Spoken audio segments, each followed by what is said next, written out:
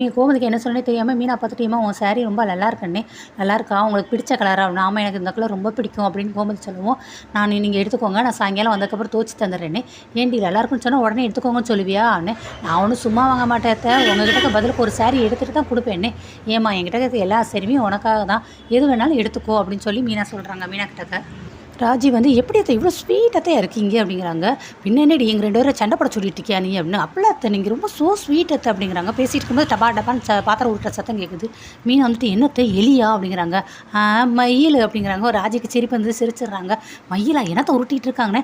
"வேற என்ன பண்ணுவா? மத்தியானம் லஞ்சுக்கு டைம் ஆகுதுல்ல, லஞ்சுக்கு எடுத்துகிட்டு போகிறதுக்கு டிஃபன் பாக்ஸ் கேரியர் உருட்டிட்டு இருப்பான்னு."